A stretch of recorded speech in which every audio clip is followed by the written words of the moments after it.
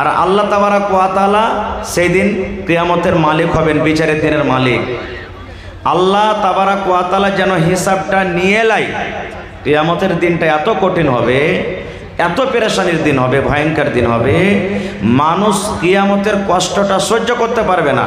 তখন খুঁজে বেড়াবে মানুষকে যে আল্লাহর কাছে একটু সুপারিশ করার জন্য, কাউ কি ধর না রে, কাউ কি ধর, যে আল্লাহকে বলবে আল্লাহ জান্নাত জাহান্নাম যা দিবে আল্লাহ দিও, কিন্তু হিসাবটা আল্লাহ তুমি তাড়াতাড়ি করে নিয়ে নাও।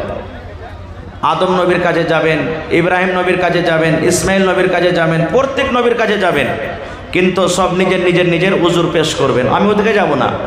তবে একজন নবী ছিলেন, যেই নবীকে আল্লাহ আদেশ করেছিলেন নিজের বেটাকে কুরবানি করো, সে নবীটার নাম বলতে পারবেন? একটু জোরে বলেন। হ্যাঁ, আমি যতক্ষণ থাকবো একটু কথা বলতে হবে আপনারাকে। ইব্রাহিম নবী 3 জায়গাতে মিথ্যা কথা বলেছিলেন, শরীয়তের নিগাতে আসলে ওগুলো মিথ্যা নয়। এবার যখন লোকেরা তার কাছে যাবেন কিয়ামতের মাঠে, তো বলবেন যে আমি যেতে পারবো না আল্লাহর কাছে। লোকেরা বলবেন যে আপনি হলেন খালিলুল্লাহ, আল্লাহর দোস্ত, আল্লাহ আপনাকে আগুন থেকে বাঁচালছেন, আপনি নিজের ছেলেকে কোরবানি করতে গেছিলেন, তো একটু আল্লাহর দরবারে সুপারিশ করেন, আল্লাহ যেন আমাদের হিসাব কিতাবটাকে নিয়ে লাই। ইব্রাহিম নবী কি বলবেন জানেন? ওরে আল্লাহ, আমি যেতে পারবো না, কারণ যদি আল্লাহ আমাকে প্রশ্ন করে দেয় ইব্রাহিম তুমি সুপারিশ করতে এসছো, পড়লে তোমার হিসাবটা তুমি দিয়ে দাও 3 জায়গাতে যে মিথ্যা কথা বলেছিলে, তখন তো আমি ধরা পড়ে যাব। তো ভাইরে, একটা নবী, সুবহানাল্লাহ, আল্লাহ নিজের দোস্ত বলেছেন সেই নবীকে, সেই নবী সামান্য শরীয়তের দিক দিয়ে মিথ্যা নয়, তবু মিথ্যা মনে করে আর গুনাহ মনে করে আল্লাহর সামনে যদি যেতে না পারেন, তো আমি আপনি কি ভাই, আমি আপনি কি যে লোককে হাসার জন্য মিথ্যা কথা বলবো? আমার আপনার ঠিকানাটা কোথায় হবে একটু ভেবে দেখেছেন? আজকে আমাদের মজাক তো শরীয়ত বাহির মজাক। আল্লাহ রসুল মজাক করেছেন, আল্লাহ রসুল মজাক করেছেন, কিন্তু আমাদের মতন মজাক নয়। যেমন আল্লাহ রসুল মজাক কী করেছেন জানেন? একটা হাদিস বলি। একজন মহিলা এসে বলছেন, আল্লাহ রসুল আমি নমাজ রোজা সব করি শক্তি মতন, তেলাওয়াত কেরাত তাসবিহ তাহলিল করি, আমি কি জান্নাত যাব? আমি কি আল্লাহ কি আমাকে জান্নাত দিবেন? তো আল্লাহ রসুল বলছেন যে কোনো বুড়া কিংবা বুড়ি জান্নাতে যাবে না। রসুল কি বললেন? কোনো বুড়া কিংবা বুড়ি জান্নাতের ভেতরে যাবে না। ওর মন খারাপ, আল্লাহ আমার বয়স হয়ে গেছে, নমাজ রোজা তাইলে আমার সব ব্যর্থ বেকার হয়ে গেল। যখন ওর মন খারাপ দেখলেন, তখন আল্লাহ রসুল বলছেন যে এই শোনো শোনো, আমি এই জন্য বললাম যে কোনো বুড়া বুড়ি জান্নাতে যাবে না। আল্লাহ তাবারক ওয়া তাআলা যখন মানুষকে জান্নাতে দেবেন, ওই টাইমে মানুষের বয়সটা বুড়া থাকবে না, একবারে কড়কড়া 25-30 বছরকার জুয়ানি হালাতে যাবে জান্নাতের ভিতরে। এই জন্য আমি বললাম যে কোনো বুড়া বুড়ি জান্নাতের ভিতরে যাবেন না। এটা মজাক, কিন্তু এটা কি শরীয়তের মজাক হলো? আল্লাহুস সামাদ। একজন সাহাবী এসে বলছেন, আল্লাহ রসুল আমাকে একটা সওয়ারি দেবেন না, আমি যার পরে সওয়ার হব। আল্লাহ রসুল একটা সাহাবীকে বলছেন, যাও যে উটের বাচ্চা গেল একটা দিয়ে দাগা। আল্লাহ রসুল মজাক করছেন, একটা উটের বাচ্চা দিয়ে দাগা। তখন সে সাহাবী বলছেন, হুজুর আমি আপনার কাছে সওয়ারি চাচ্ছি, বড় উট চাচ্ছি, আর আপনি আমাকে উটের বাচ্চা দেবেন, উটের বাচ্চাতে কি করবো আমি নিয়ে? আল্লাহ রসুল হাসছে আর বলছেন যে আরে পাগল, যে উটের বাচ্চাটা তোমাকে দিব ও তো বড় হয়েছে, ও তো একদিন কাহরের বাচ্চা ছিল, এই জন্য তো আমি বললাম যে উটের বাচ্চাটাকে দিয়ে দাও গা। এগুলো হলো মজাক। আর আমাদের মজাক তো কোনো আইল কি আর নাচ পাঘা নেই। সুবহানাল্লাহ। খায়ের যা হোক, আমি ওদিকে যাব না ভাই। ভাইরে, আজকে আমি আপনাদের সামনে যে বিষয়টি নিয়ে আলোচনা করেছি, যে এই জমিনে পৃথিবীতে আমরা মুসলমান, যারা ইসলাম মানে না, বুঝে না, জানে না, তারা তো বলে আমরা মুসলমানও বলি যে আল্লাহ তাবারক ওয়া তাআলা এই পৃথিবীতে মেয়েদের কোনো মান সম্মান দেয়নি, বেটির কোনো মান সম্মান দেয়নি। তো মেয়েদের মান সম্মান শরীয়ত কতখানি দিয়েছে, আজকে আপনাদের সামনে 2-4টা কথা বলবো। তার আগে একটা প্রশ্ন করি, এই জমিনের ওপরে বর্তমান যুগে সব থেকে সস্তা জিনিস যার কোনো মূল্য নেই, বলেন তো আপনারা কে? বলতে পারবেন না? জমিনের ওপরে সব থেকে যার মূল্য নেই, সস্তা, যার কোনো আহমিয়তি দিন আমরা, বলতে পারবেন না? আচ্ছা ভাই, আপনারা কেউ বলবেন হয়তো বললাম যে নুন হবে, লবণ, নুনও তো কম করে সস্তা গেলে 10 টাকার নিচ পাবেন না, 10 টাকা কেজি নাকি?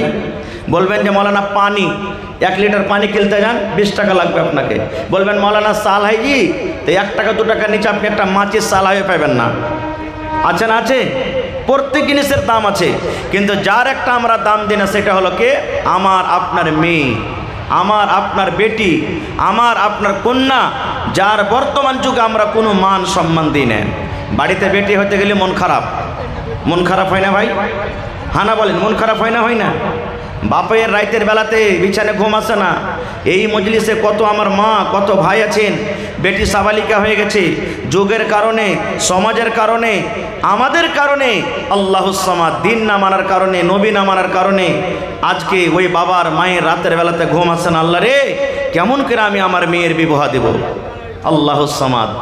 কত বাপ এমন আছেন টাকা নিয়ে বসে আছেন, 2 লক্ষ 3 লক্ষ 5 লক্ষ টাকা নিয়ে বসে আছেন দেওয়ার জন্য, যেগুলা শরীয়তে জায়েজ নাই, তবু তার বাড়িতে রিশতা আসে না। খুব কেন? আমরা মান সম্মান নিজেই হারিয়ে দিয়েছি। কেমন করে মান সম্মান হারালছি? আমরা মুসলমান হয়ে মান সম্মান হারালছি। ইসলাম তার মান সম্মান দিয়েছেন। কোরআন মাজিদে কত সূরা আছে ভাই বলেন তো একটু আপনারা? 114। মুখে যদি খানি টানি থাকে ভাই একটু পায়ের তলাতে ফেলে আমার সাথে কথা বলেন। কোরআন মাজিদে 114 সূরা আছে। 114টা সূরার মধ্যে কোরআন মাজিদে একটা সূরার নাম আছে সূরাতুন নিসা। দেখবেন সূরাতুন নিসা, নিসা মানে মহিলা, নিসা মানে আওরাত, নিসা মানে নারী। আল্লাহ তাবারাক ওয়া তাআলা মা খালাদের দাম, মান সম্মান এত বাড়িয়ে দিয়েছেন যে তাদের নামে একটা কোরআনে সূরা দিয়েছেন সূরাতুন নিসা, কিন্তু সূরাতুর রিজাল বলে কোনটি কোরআনে সূরা পাবেন না আপনি। কত আল্লাহ মান সম্মান দিলেন। এই মান সম্মান তো এটাই যথেষ্ট যে তাদের নামে আল্লাহ একটা সূরা দিয়ে দিয়েছেন। জি, এটা কোনো ছোট মোটো কথা? আল্লাহুস সামাদ। ভাই আমার, আল্লাহর নবী সাল্লাল্লাহু আলাইহি সাল্লাম যখন নবী হলেন, আল্লাহুস সামাদ, ইহুদিরা সাহাবায়ে কেরাম এসে নবীর সামনে শিকায়ত করলেন ইহুদিদের, কি আল্লাহ রাসূল একটা কথা বলবো আপনার সামনে। আল্লাহ রাসূল বলছেন, কি রে বাবা? বলছে যে আমাদের আশেপাশে যে ইহুদিরা আছে, ওরকে স্ত্রীর যখন হাইজ মাসিক হয়, স্ত্রীর যখন মাহিনা হয়, হাইজ মাসিক হয়, তখন ওকে বিছানে শুতে লাই না, ওর বিছানটাকে আলাদা করে দেয়, ওর হাতের খাই না, ওর রান্না বান্না খাই না, ওর কাপড় সাফ করাও লাই না, আর ওকে বিছানাও পাঞ্জরে ঘুমাইতে লাই না। বলছে যে তুই জয়দিন না পাক হয়ে থাকবি, তুই আলাদা হয়ে থাক, তুই এখন না পাক হয়ে আছিস, তোর মতন স্ত্রীকে বিছানে শুতে লিব না। খুব কে বললেন? সাহাবায়ে কেরাম। ইহুদিরা এরকম করতো, নবীর সামনে শিকায়ত করলেন। সুবহানাল্লাহ। এবার নবীজি কি বললেন জানেন? রে আমার উম্মতের দল, ও আমার উম্মতেরা, সাহাবারা, তোমরা শুনে নাও, যদি কোনো মহিলা, যদি কোনো নারী, যদি কোনো মহিলা হাইজের হালাতে থাকে, মাসিকের হালাতে থাকে, তাইলে তার শরীরটা নাপাক এরকম হয় না রে যে তার স্বামী তার পাঞ্জরে ঘুমাতে পাবে না, তার হাতে খেতে পাবে না, রান্না করা খেতে পাবে না, রুটি বানা খেতে পাবে না, ভাত তৈরি করা খেতে পাবে না। সব করে তুমি খেতে পারো, তার গায়ে গা লাগিয়ে তুমি ঘুমাইতে পারো, তোমার স্ত্রীকে তুমি চুমা খেতে পারো, তার ভাত রান্না তুমি খেতে পারো, তোমার স্ত্রী তোমাকে পানি দেবে, তুমি গোসল করতে পারো, তোমার কাপড় সাফ করে দেবে, তুমি পরতে পারো। কিন্তু আল্লাহ রাব্বুল আমিন মহিলাদেরকে নিষেধ করলেন, মহিলারে যেদিন তুমি নাপাক হয়ে থাকবে ওই দিন তুমি নামাজ পড়িও না রে মহিলা, তুমি নামাজ পড়িও না। আল্লাহ রাব্বুল আমিন তোমার জন্য নামাজকে মাফ করে দিয়েছেন। 2 দিন 3 দিন 4 দিন 5 দিন যেদিন তুমি নাপাক হয়ে থাকবে, নাপাকের হালাতে আল্লাহ তোমার নামাজকে মাফ করে দিয়েছেন, তোমাকে নামাজ পড়তে হবে না। আর যদি রমজান মাসে তোমার হাজ মাসিক চালু হয়ে যায়, তাহলে যেদিন তুমি নাপাক হয়ে থাকবে রে মহিলা, তুমি রোজা ছেড়ে দাও, তুমি রোজা রাখিও না। এবার তোমার রমজান মাস যখন শেষ হয়ে যাবে, রমজান মাস যখন পার করে যাবে, আরো যে আগামী বছর রমজান আসার আগে আগে 11টা মাস বাঁচে, 11 মাসের মধ্যে তোমার ওই বাকি ছোটা রোজা কোটাকে তুমি পূর্ণ করে নাও। এটা নিষেধ করলেন। আর কি বললেন? রে পুরুষের দল, এ পুরুষেরা তোমরা শুনে নাও, তোমার বিবিরা তোমার জন্য হারাম আছে একটা কাজের জন্য। একটা কাজ তোমরা জেনে শুনে খবরদার করবে না।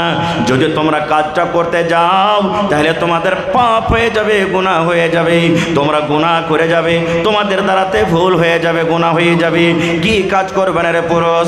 আল্লাহ রাসূল বলেছেন, পুরুষ রে, যখন তোমাদের স্ত্রীদের এমসি হবে, হায়েজ হবে, মাসিক হবে, তখন খবরদার খবরদার তোমার স্ত্রীর সাথে তুমি মিলন করিও না, তার সাথে হামবিস্তারি করিও না, তার সাথে তুমি জেমা করিও না, তার সাথে তুমি সহবাস করিও না। তুমি গায়ে গা মিলিয়ে তুমি ঘুমাতে পাবে, শুতে পাবে, কিন্তু একটাই কাজ থেকে তোমাকে শুধু বারণ করলাম, সেটা হলো তোমার স্ত্রীর সাথে তুমি মিলন করবে না। এবার যদি কোনো মানুষ বলে যে না আমি করি নিব, তো নবীর নাফরমানি করলে, আর নবীর যখন নাফরমানি হয়ে গেল তো ওই জায়গাতে গুনাহ হয়ে গেল। আর এবারে ওই ইহুদিরা নিজের স্ত্রীদের মান সম্মান দিত না, বিছানে নিজের স্ত্রীকে ঘুমাইতে লিত না যে তুই আলাদা হয়ে ঘুমা, কখন যখন হাইজ মাসিকের আলাসে থাকতো। কিন্তু এখন শরীয়ত তার মান সম্মান দিয়ে দিলে সুবহানাল্লাহ, যে তোমার স্ত্রী তোমার পাঞ্জরে ঘুমাবে, কোনো গুনাহ নেই। আর একটু আগে চলেন, নবীজি কত মান সম্মান দিয়েছেন। আল্লাহর নবীর স্ত্রী মা আয়েশা রাদিয়াল্লাহু তাআলা আনহা নবীর পাঞ্জরে একদিন বসে আছেন, নবী আমার বসে আছেন।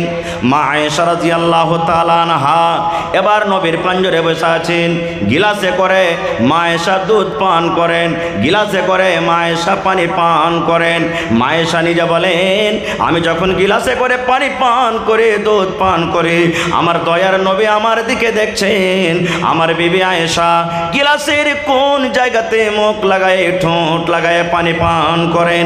এবার মা আয়েশা বলেন, সহি হাদিস রে বন্ধু, আমি পানি পান করতে করতে কিংবা দুধ পান করতে করতে যখন আমি গিলাসটাকে রেখে দিলাম, দয়ার নবী চট করে গিলাসটাকে উঠিয়ে নিলেন। মা আয়েশা বলেন, যেই জায়গাতে গিলাসের আমি মুখ লাগাই, ঠোঁট লাগায় পানি পান করলাম, দয়ার নবী ওই জায়গাতে মুখ লাগায়, ঠোঁট লাগায় পানি পান করলেন।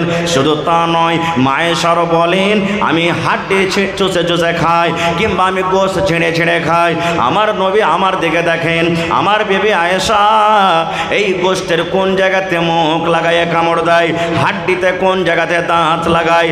মা আয়েশা বলেন, গোশত খেতে খেতে খেতে যখন আমি থালাটা রেখে দিলাম, পেস্টটাকে যখন থালাতে রেখে দিলাম, নবীজি আমার চট করে পেস্টটাকে উঠিয়ে নিলেন। আমি আয়েশা যেই জায়গাতে আমি মুখ লাগাইয়ে দাঁত লাগাইয়ে কামড় দিলাম, আমার দয়ার নবী আমার ওই মুখ লাগা জায়গাতে মুখ লাগাইয়ে দাঁত লাগাইয়ে কামড় দিলেন। এবার শেষে মা আয়েশা কি বলছে, আমি ওই অবস্থাতে ছিলাম যখন আমার মাসিক হচ্ছিল, হাইজ হচ্ছিল। তো নবীজি এখানেও মা খালাদের সম্মান বাড়িয়ে দিলেন। যে ইহুদিরা নিজের স্ত্রীকে ঘুমাইতে লিত না হাইজার হালাতে, নবীজি তার মুখের খেলেন। হায়রে আল্লাহ, কেমন মহব্বত ভালোবাসা যে ভাই। আর আমাদের মহব্বত ভালোবাসা কি জানেন? কোনো ভাই যদি ভাত খেতে বেঁচেছে, রুটি খেতে বেঁচেছে, তরকারি খেয়েছে, খেতে খেতে চাইটি ভাত যদি বেশি হয়ে যায়, আর ওর স্ত্রীকে যদি করে, রে হালে আমার মা ভাত কটা খেতে পারলাম না, তুই খেয়ে লাগা। তো মা খালারা কি জবাব দেবেন? হ্যাঁ, তোমার পুঁটা পড়া ভাত খেতে দিচ্ছি আমি, হ্যাঁ আমার কি চি নাই। ওর বেটারকে কবে, যা রে হতলা, যা দিয়ে দেখা, ছাগল টাকা দিয়ে দেখা, যা যা দিয়ে দেখা, ওর মুখের কিন্তু খাইবে না খো। এই তো আমাদের মহব্বত ভালোবাসা। এই ভাই মুসলমান, আর একটু আগে চলেন। মক্কার লোকেরা কি করত? এটাতে ইহুদের কথা বললাম। আর কি করত মক্কার লোকেরা? সুবহানাল্লাহ, যখন নবীজি দুনিয়াতে এসেছিলেন, নবী হননি, তার আগেকার টাইমে, তার আগেকার সময়তে মক্কার লোকেরা কি করত? আল্লাহ তাবারাক ওয়া তাআলা সেটা কোরআনে বলছেন, ওয়াইদা বুশিরা আহাদুহুম বিল উনসা যাল্লা ওয়াজহুহু মুসওয়াদ্দাও ওয়া হুয়া কাযীম।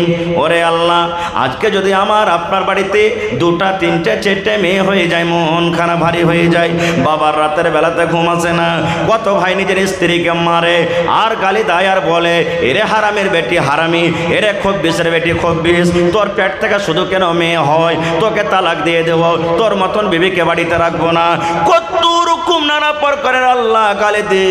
ওরে আল্লাহ, আল্লাহ রাব্বুল আলামিন বলেন, দুনিয়ার মানুষ রে, ওই মক্কা নগরে, মক্কার জমিতে যখন আমার নবী নবী হননি তার আগে কার ঘটনা? কোনো বাড়িতে যখন মেয়ে জন্মগ্রহণ হইত, কোনো বাড়িতে যখন মেয়ে পয়দা নিত, ওই বাবার মুখখানা কালো হয়ে যেত, এমনভাবে কালো হয়ে যেত, ওই বাপ লজ্জিত হয়ে যেত, শরমের কারণে গ্রাম দিয়ে হাঁটতে পারত না, লোকের সামনে দাঁড় হইতে পারত না। যেমনই গ্রাম দিয়ে হাঁটত, লোকেরা টানা মেরে মেরে কথা বলতো আর বলতো, দেখো রে এটা মেয়ের বাবা চলে যায়, এটা বেটির বাবা চলে যায়। এই শরমে, এই ভয়ে, এই ডরে ওরে আল্লাহ নিজের মেয়েকে তারা জমিনে দফন করে দিত। বাপের মন খারাপ, গ্রামে লোকেরা টানা মেরে মেরে কথা বলতো আর দিত আর বলতো, দেখো মেয়ের বাবা চলে যায়। ইমাম বাগাবী রহমতুল্লাহ আলাইহি বলেন যে ওই মক্কা নগরে মক্কার লোকেরা কিছু লোক কি করতো জানেন? যার ইচ্ছা ছিল যে আমি মেয়েকে মারবো না, আল্লাহ যা দিয়েছে লোক যা বলছে বলুক গা, ওই মেয়েটার বয়স যখন 7 বছর 8 বছর 10 বছর হইতো, ওকে উট দিয়ে, বকরি দিয়ে, ভেড়া ভেড়ি দিয়ে ওকে মাঠে ময়দানে পাঠিয়ে দিত, যা বেটি তুই উট চড়াবি, বকরি চড়াবি, ভেড়ি চড়াবি আর দুধ পান করবি, তুই জীবনটাকে কাটিয়ে দিবি। আর যে লোকটা লজ্জা মনে করত না, বাড়িতে বেটি এসেছে, এরকম বেটিকে বাড়িতে রাখা হবে না, যার জন্য আমি মুখ পাই না, দেশে মুখ দেখাইতে পারি না, তখন ওই বাপ কি করতো? ওরে সুবহানাল্লাহ, একটা কোদল নিত। কি নিত ভাই? একটা কোদল নিত, আর কোদলটাকে নিয়ে জঙ্গলের ভিতরে চলে যেত, নিজের স্ত্রীকে জানাইত না। ইমাম বাগাবী রহমতুল্লাহ আলাইহি বলছেন যে কোদল নিয়ে জঙ্গলের ভিতরে চলে যেত, আর চলে যাওয়ার পর জঙ্গলের ভিতরে বেটিকে দফন করবো বলে একটা গর্ত খাল করে চলে আসতো বাড়ি। আর বাড়ি আসার পর তখন নিজের স্ত্রীকে বলতো, রে আমার বিবি, ও হালেমার মা, এ জামিলার মা, এ খালেদার মা, এ জায়েদার মা, আমার মেয়ের বয়স 8 বছর 7 বছর হয়ে গেল, কাঠিয়ারের মার্কেট কেমন হয়, জীবনে কোনোদিন আমার মেয়েটা বাজার দেখেনি, বাজার ঘুরিনি, নানির বাড়ি জীবনে কোনোদিন আমার মেয়ে যায়নি। এক কাম করো রে বেবে, আমার কলেজার টুকরাকে তুমি সুন্দর করে সাজাইয়া দাও, সুন্দর করে তাকে নতুন জামা কাপড় দিয়ে দাও, সুন্দর করে তাকে তেল কাজল দিয়ে দাও, কারণ আমি তাকে মেলা ঘুরতে নিয়ে যাব, বাজারের দিকে নিয়ে যাব। হায় রে মা, মা জানত না আমার স্বামী কেন আমাকে এরকম কথা বলেন। মা মনে মনে বলতো, আল্লাহ রে, আমার মেয়েটাকে মনে হয় আমার স্বামী আর মারবে না। তারপরে দয়া হয়ে গেছে, তারপরে ময়া হয়ে গেছে, তাকে ভালোবেসে যায়, যার কারণে এত সুন্দর করে কথা বলেন। মা খুশি খুশি হয়ে ওরে আল্লাহ সুন্দর করে নিজের মেয়েকে গোসল দিয়ে, নতুন জামা কাপড় পরায়ে, তেল কজল দিয়ে নিজের স্বামীর হাতে তুলে দিতেন। এবার স্বামী কি করতেন?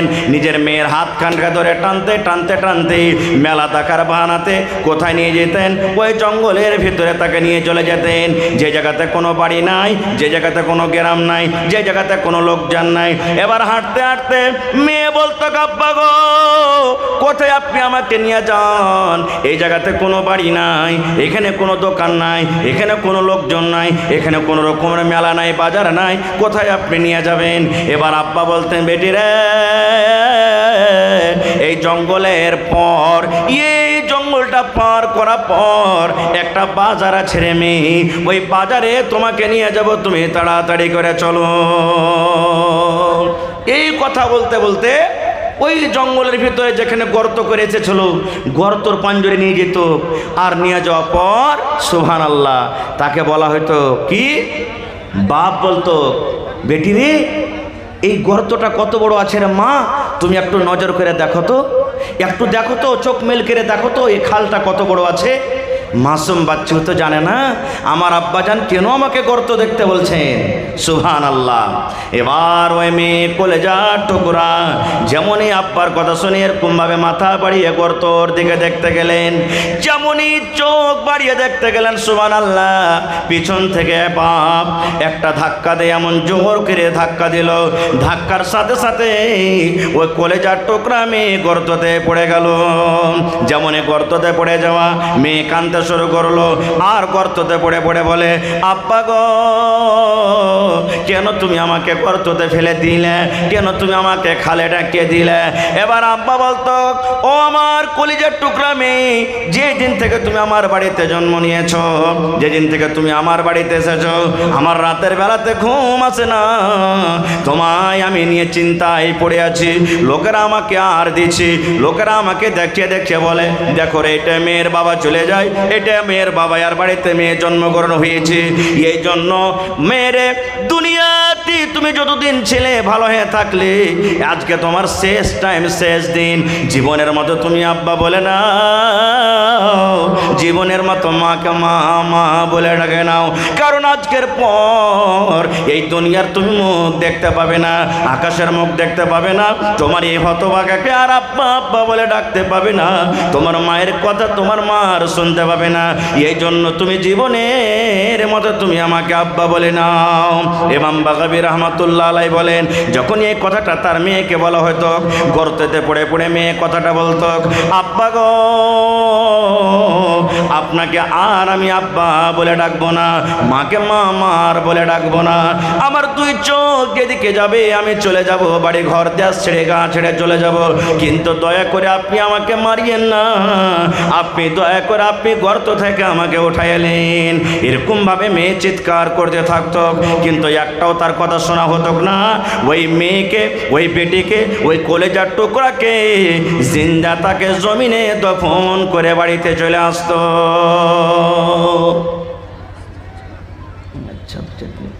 দফন করে আসতো। এবার নবীজি মেয়েদের মান সম্মান কত বাড়ালেন জানে? যে মেয়েকে দফন করা হতো, সেই নবী মেয়েদের ব্যাপারে কত বড় খুশখবরি দিন, পাইগাম দিলেন জানে? এ মেয়ের বাবা, তোমরা শুনে নাও, এই হাদিসে দুটা মেয়ের কথা বলা হয়েছে। যার বাড়িতে দুটা মেয়ে জন্মগ্রহণ করলো, কিংবা যাকে দুটা মেয়ে দিয়ে আজমাইশ করা হলো, যাকে দুটা মেয়ে দিয়ে ইমতিহান করা হলো, যার বাড়িতে দুটা মেয়ে জন্মগ্রহণ হলো, এখানে দুটার কথা আছে, কিন্তু কোনো হাদিসে তিনটার আছে, কোনো হাদিসে একটার আছে, কোনো হাদিসে তিনটার আছে, কোনো হাদিসে পাঁচটার আছে। সোজাসুজি কথা রে বন্ধু, আল্লাহ রাসূল বলেন, উম্মত, যার বাড়িতে মেয়ে জন্মগ্রহণ করেছে, ওই মেয়েকে শক্তি হিসাবে যদি পড়িয়ে লেখি, দিনই তালিম দিয়ে, মেয়ে যখন বড় হয়ে যাবে, তার একটা সুন্দর জামাই দেখে, সুন্দর বাড়ি দেখে, সুন্দর ঘর দেখে যদি তার বিয়ে লাগিয়ে দিতে পারে, নবীজি এলান করে দিলেন, মেয়ের বাবারে, ওই মেয়ের বাবা আমি নবী জান্নাতের ভিতরে থাকবো। কেমন হয়ে জান্নাতে থাকবো? নবীজি দুটা আঙ্গুলকে ইশারা করে দেখিয়ে দিলেন, ও আমার উম্মতেরা শুনে নাও, এই দুটা লোক যেমন পাশাপাশি হয়ে আছে, এই দুটা আঙ্গুল যেমন পাশাপাশি হয়ে আছে, আমি নবী আর ওই মেয়ের বাবা জান্নাতের ভিতরে পাশাপাশি থাকবো। নারে তাকবীর। তাহলে এত বড় খুশখবরি পাওয়া পরও দুনিয়া যা বলছে বলুক, বাড়িতে মেয়ে জন্মগ্রহণ হতে গেলে মন ভারী করবেন ভাই, জোরে বলেন, মন ভারী করবেন। মন ভারী করতে গেলে জান্নাতের ভিতরে নবীর সাথী হইতে পারবেন না। মন খুশি করে রাখতে হবে, আর আল্লাহর কাছে দোয়া করতে হবে, আল্লাহ তুমি মেয়ে দিয়েছো, একটা খুব বড় নিয়ামত, আল্লাহ তুমি তার ব্যবস্থা তুমি করো, আমার কাছে কিছু নেই। এবার আর একটা হাদিস বলি ভাই, আমাকে লাইনটা একটু অন্যদিকে পাল্টাতে হবে, এর জন্য আর একটা হাদিস বলে দিই যে, হাজি মৌলানা, নবীজির কয়জন মেয়ে ছিলেন আর নবীজি নিজের মেয়েকে কত ভালোবাসতেন, ইয়ার কি কোনো হাদিস আছে? আছে, বুখারী শরীফের হাদিস। আল্লাহর নবীর 4 জন মেয়ে ছিলেন। কয়টা মেয়ে? জোরে বলে। হ্যাঁ, ছেলেগুলা সব ছোট বয়সী মারা গেছেন, আর মেয়ে শুধু বড় হয়ে মারা গেছেন। নবীজির বেঁচে থাকাকালে 3 জন মেয়ে মারা গেছে, আর মরার পর নবীজির মা ফাতেমা ছোট মেয়ে মারা গেছেন। বাস 5 থেকে 10 মিনিট আমি শেষ করছি কথা। এবার নবীকে মক্কার লোকেরা কি বলতেন? ইন্না আতাইনা কাল কাউসার ফাসাল্লি লিরাব্বিকা ওয়ানহার ইন্না শানিয়াকা হুয়াল, কি আছে বলে? হুয়াল। হ্যাঁ, আফতার বলতেন নবীকে, আরে ইয়ার জ্বর কেটে গেছে, ইয়ার বংশ সাপ, শেষ, এখান থেকেই মরে গেলে ইয়ার নাম লেনাওয়ালা কেউ হবে না। কিন্তু আল্লাহ নবীজির মান সম্মান কত বাড়িয়ে দিলেন। যখন যখন আল্লাহর জিকির আছে, আল্লাহর নাম আছে, তখন তখন নবীর নাম আছে, আছে না? আজানে দি আশহাদু আল্লা ইলাহা ইল্লাল্লাহ, তারপরে কি আছে? আশহাদু আন্না জোরে বলেন মুহাম্মাদার। হ্যাঁ, ওদিকে আমি যাব না, ওদিকে আলাদা বিষয়। তবে সুবহানাল্লাহ, নবীজি নিজের মেয়েকে কত ভালোবাসতেন।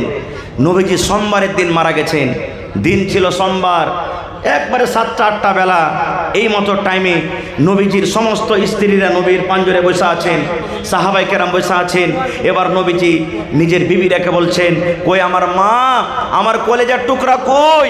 নবীজি নিজের মা, মেয়েকে ফাতেমাকে মা মা বলে ডাকতেন। বলছেন, কই আমার মা, আমার কলেজার টুকরা ফাতেমা কই? দুটা কথা বলবো। ফাতেমাকে খবর দেওয়া হলো, ফাতেমা তোমার আব্বা তোমাকে ডাক দিয়েছে, চলো তাড়াতাড়ি করে। এবার ফাতেমা রাদিয়াল্লাহু তাআলা আনহা এবার নবীর কাছে এলেন। আসার পর নবীজি মুখে কথা বলতে পারেন না, নবীজি শরীরটা দুর্বল কমজোর হয়ে গেছে। এবারে নবীজি নিজের মেয়ে ফাতেমাকে ইশারা করছেন। কি ইশারা?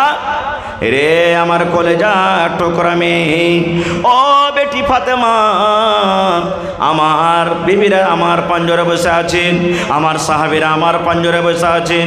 মা গো, আমি তোমাকে আস্তে করে কিছু কথা বলবো, যেন আমার কথাগুলো আমার সাথীরা না শুনে, আমার সাহাবীরা না শুনে, আমার কথা যেন আমার বিবিরা না শুনে। ও মা ফাতেমা, তোমার কানটা আমার মুখের কাছে লাগাইয়া দাও, আমার মুখের কাছে তোমার কানখানা লাগাইয়া দাও। আমি তোমাকে আস্তে আস্তে করে কিছু কথা বলবো, যেন আমার কথা আমার সাহাবীরা শুনতে না পায়। ফাতেমা, তোমার কানটা মা আমার মুখের কাছে একটু লাগতো, আমি তোমাকে কিছু আস্তে করে কথা বলবো। যখন কথাটা বলা, আল্লাহ নবীর স্ত্রীরা বলছেন, আল্লাহ কি হলো? নবীজি কোন এমন কথা বলবেন যেটা আমরা জানতে পারলাম না? সাহাবায়ে কেরাম বলছেন যে নবীজি নিজের মেয়েকে কোন এমন কথা বলবেন যে আমরাকে জানাবেন না? সুবহানাল্লাহ, আমরাকে জানাবেন না। ওরে আল্লাহ! এবার মা ফাতেমা রাদিয়াল্লাহু তাআলা আনহা আব্বার কথা শুনে এবার নিজের কানটাকে নবীর মুখের কাছে লাগালেন। নবী আস্তে আস্তে করে কোন এমন কথা বললেন, ফাতেমা কাঁদতে শুরু করলেন, কাঁদতে লাগলেন, নবীর কথা শুনে কাঁদতে লাগলেন। এবার নবীজি দেখলেন, আহারে আমার কথা শুনে আমার মেয়ের কলিজা ফেটে গেল, অন্তর ফেটে গেল, চোখে পানি এসে গেল। এবার নবীজি আবার বলছেন, বেটি রে, তোমার কানটা আর একবার আমার মুখের কাছে লাগাও তো মা, তোমাকে আর একটা কথা বলবো। আবার দ্বিতীয়বার মা ফাতেমা বললেন, আমি কানটাকে নবীর মুখের কাছে লাগালাম। নবীজি আমাকে আস্তে আস্তে কোন এমন কথা বললেন। এবারে মা ফাতেমা কিন্তু হাসতে লাগলেন। প্রথমবার কোন কথা বললেন, কানতে লাগলেন।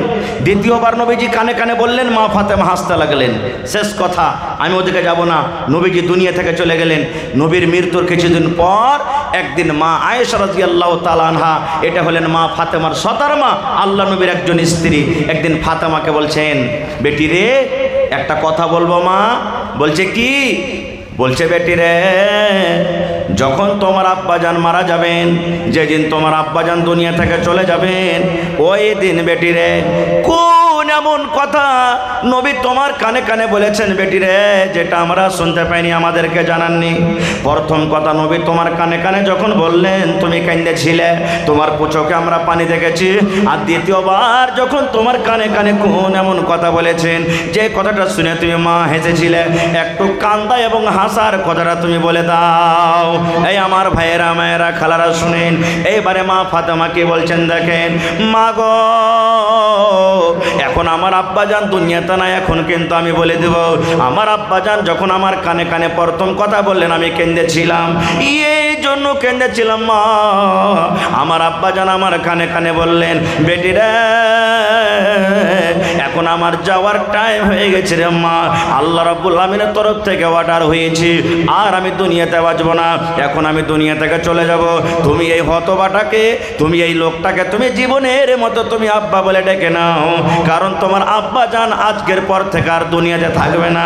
আজকের পর তুমি এই লোকটাকে আর আব্বা বলে ডাকতে পাবে না।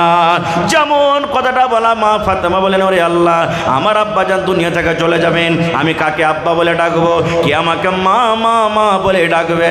এই কথাটা শুনে আমার চোখে পানি এসে গেছিল। আর যখন আমাকে দ্বিতীয়বার আমার আব্বাজান বললেন, আমি হাসলাম। আমার আব্বাজান এই কথাটা আমাকে বলেছিলেন, ও ফাতেমা তুমি কেঁদো না, কেঁদো না ফাতেমা, তুমি কেঁদো না, কেঁদো না বেটি রে, কেঁদো না, কেঁদো না, কেঁদো না, কারণ আমার মরার পর, আমার মৃত্যুর পর, আমার দুনিয়া থেকে যাওয়ার পর, আমার বংশের মধ্যে, আমার খানদানের মধ্যে সর্বপ্রথম যে আমার সাথে দেখা করবে সেটা হবে মা ফাতেমা তুমি। ঠিক আল্লাহ নবীর 6 মাসের মৃত্যুর পর মা ফাতেমা রাদিয়াল্লাহু তাআলা আনহা দুনিয়া থেকে চলে গেছিলেন। এই কথাটা হাদিসটাতে কয়েকটা পয়েন্ট আছে, আমি ওদিকে যাব না। একটাই মাত্র পয়েন্ট, যে জন্য আমি আজকে আপনাকে হাদিসটা শোনালাম, যে নবীজি নিজের মেয়েকে কত ভালোবাসতেন, যে ভাই যে নিজের মতের কথাটা নিজের কলেজার টুকরা মেয়েকে বললেন, বিবিরাকে বললেন না, কোনো সাহাবীকে বললেন না। কিন্তু হায় রে আফসোসের কথা, আজকে আমরা নিজের মেয়েকে এত ভালোবাসি, যখন আমার আপনার যখন মত হবে তখন সবটি বেটা কটাকে ডাকবো আলাদা করে, আর বলবো রে শুন, ওখানে টাকা আছে, ওখানে ব্যাংকে টাকা আছে, ওখানে কেওলা আছে, ওখানে রসিদ আছে, আর ওই বাজারের জমিনটা তোরা ভাইগুলাকে মিলে জুলে ভাগ করে নিবি। চুরি চপকে বাপ জানতে পারবে এখন বাঁচবো না মরে যাব, তখন সমস্ত ভালো ভালো জমিনগুলা ব্যাটার ঘানামে রেজিস্ট্রি করে দিবে, আর মেয়েরাকে দিবে কোনগুলা জানেন, ওই যেগুলাতে ফসল হয় না ধোয়াকা জমিন, ওগুলাকে তখন দিবে, যাহা তোরা ওগুলো লিয়ে ধেয়া করে ধরে খা। এই তো আমাদের মহব্বত ভালোবাসা। ভাইরে এরকম মহব্বত ভালোবাসা দেখাতে গেলে আল্লাহ তাবারাক ওয়া তাআলা কিন্তু বকশিবে না। খার মেলায় কথা আছে বলার, আল্লাহ যদি হায়াত রাখেন ইনশাআল্লাহ এই বিষয় নিয়ে কিছু আলোচনা করব, আরও মেলায় কথা থাকলো। তবে ভাইরে এটা হলো মসজিদের জালসা না মাদ্রাসা? জোরে বলে হায় আল্লাহ, আপনারা গোশ ভাত খাননি নাকি যে ভাই? একটু জোরে কথা বলেন, এটা মসজিদের জালসা না মাদ্রাসার? মসজিদের জালসা। মসজিদটা কার ঘর, মানুষের না আল্লাহর? জোরে বলেন আল্লাহর ঘর। আর আল্লাহর ঘর বানাইতে গেলে কি অফার এসেছে জানে? আল্লাহ রাসূল বলেছেন, মান বানা লিল্লাহি মসজিদান বানাল্লাহু লাহু বাইতান ফিল জান্নাহ। আল্লাহ নবী বলেছেন, আরে আমার উম্মত, আল্লাহ রাব্বুল আলামিনকে রাজি করার জন্য, আল্লাহকে সন্তুষ্ট করার জন্য আল্লাহর ইবাদতখানা, আল্লাহর এখানে ইবাদতখানা যে নির্মাণ করবে, আল্লাহ রাব্বুল আলামিন তার জন্য জান্নাতের ভিতরে এখন ঘর বানিয়ে দিবেন। দুনিয়াতে আপনি মসজিদ বানাবেন আর আপনার জন্য জান্নাতে আল্লাহ ঘর বানাবেন, এটা বিশ্বাস হয়েছে ভাই? এই হাদিসের পরে বিশ্বাস আছে? বিশ্বাস না থাকলেও বিশ্বাস করতে হবে। একটা উদাহরণ দিচ্ছি আপনাকে। আপনাদের এলাকাতে অনেক হাজি সাহেব আছেন, নাই? হাজি সাহেব আছেন না নাই? আছেন। দেখবেন হাজি সাহেবেরা যখন হজ করতে যায় তখন টাকা জমা করে হজ করতে যায় না? বছর 6 মাস আগে জমা করে, বছর 6 মাস 2 মাস 4 মাস আগে টাকা জমা করে। সুবহানাল্লাহ। যেমনই বাড়ি থেকে বের হলো, বাড়ি থেকে যাওয়ার আগে ওর মিনার মাঠে, ওর মদিনাতে, ওর মক্কাতে ঘর রেডি আছে। হ্যাঁ, কাঠিয়ার থেকে অমুক হাজি আসবে, ওর রুম নম্বর এতটি, ওর নাম এটা, বাবার নাম এটা, ওর এটা হলো ঘর তৈয়ার হয়ে আছে। শুধু তা নয়, বাড়িতে বসে থেকে থেকে মানুষ টাকাতে পাঠিয়ে দেয় মোবাইলে, দিল্লিতে ফ্ল্যাট কেনা রেডি করে রেখে দেয়, কলকাতাতে ঘর কেনা রেডি করে রেখে দেয়। এটা বিশ্বাস আছে না? এই যে আপনারা কিছুদিন আগে শুনেছেন যে চাঁদে তো মানুষ জমিন কিনেছে, শুনেছেন না শুনেননি? যে চাঁদে জমিন কিনেছে। আর ওটা যাকে একটা জেনারেল উদাহরণ দিই, আপনারা দিল্লি, পাটনা, পাঞ্জাব, আদিয়ানা, লুধিয়ানা সফর করেছেন। এবার যারা দিল্লি যাবেন 10 দিন, 15 দিন, 1 মাস আগে তারা টিকিট কাটবে যে আমি হালা ট্রেনে যাব। এবার যেমনই আপনার টিকিট কাটা হয়ে গেল, সাথে সাথে আপনাকে টিকিট মাস্টার একটা টিকিট দেবে কম্পিউটারওয়ালা, ওতে আপনার ট্রেনের নাম লেখা থাকবে, ওতে আপনার কোচ নম্বর লেখা থাকবে, কয়টা ট্রেন এখান থেকে ছাড়বে, কয়টাতে আপনাকে পৌঁছাবে, কত নম্বর আপনার সিট হবে, সব কিছু লেখা থাকে না? থাকে না? যারা বলেন থাকে না? থাকে না? থাকে। এবার দুনিয়াতে যদি মানুষ এতক্ষণই তারাক্কি করতে পারে আল্লাহর দেওয়া জ্ঞানে, তো আল্লাহ রাসূলের পরে এই হাদিসটাতে আপনাকে আমাকে বিশ্বাস করতে হবে না যে নবী বলেছেন দুনিয়াতে তুমি এখানটা আল্লাহর জন্য ঘর বানাও, আল্লাহ তাআলা তোমার জন্য জান্নাতের ভিতরে এখানটা ঘর বানিয়ে দিবে। সুবহানাল্লাহ।